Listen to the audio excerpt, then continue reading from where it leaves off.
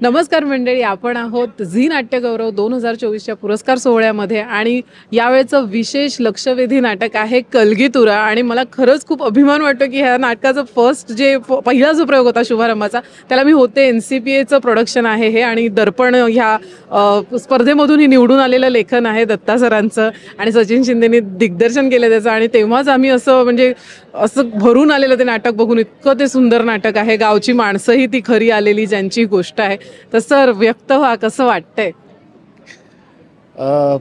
खरं म्हणजे एक वर्तुळ पूर्ण झालं. म्हणजे जेव्हा तुम्ही बघितलंच होतं त्यावेळेला NCPA सारख्या एका मोठ्या संस्थेनं कलगीतुरासारखं आम्ही नाशिक आणि त्या आजूबाजूच्या ज्या खेड्यांमध्ये जी परंपरा आहे आणि ज्या परंपरेचं पुनरुज्जीवन झालं, ज्या पुनरुज्जीवनावरचं हे नाटक होतं ते NCPAनं प्रोड्यूस केलं आणि ते मला लिहिता आलं. त्याला NCPAनं त्याला प्रमोट केलं, त्यासाठी दर्पण पुरस्कार दिला लेखनाचा आणि ते सचिनकडे दिग्दर्शनासाठी सोपवलं. आणि त्यानंतर आज जे काही दिसतंय ते बरोबर त्याला आता 1 वर्ष पूर्ण झालं.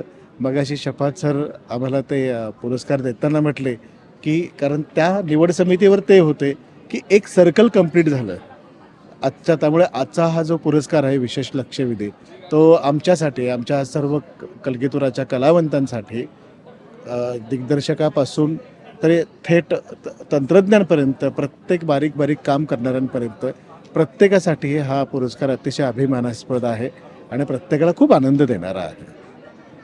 सचिन सर. अर्थातच खूप छान वाटतं आणि कलगीतुरा हे नाटक परंपरेच्या पुनरुज्जीवनाचं होतं.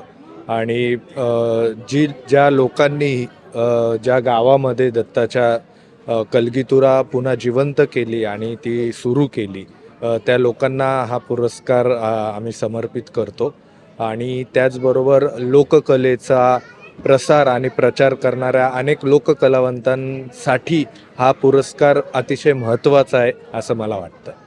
खरंच मंडळी, एक कलगीतुरा ही प्रथा या नाटकात दाखवलेली आहे आणि ती तुम्ही खरंच जिथे हे नाटक बघता येईल हे प्लीज बघा. ही वेगळी एक जादू आहे आणि मान्यवरांनी आता पुरस्कृत केलेलं आहे. पाठीवर थाप मिळालेली आहे खरंच.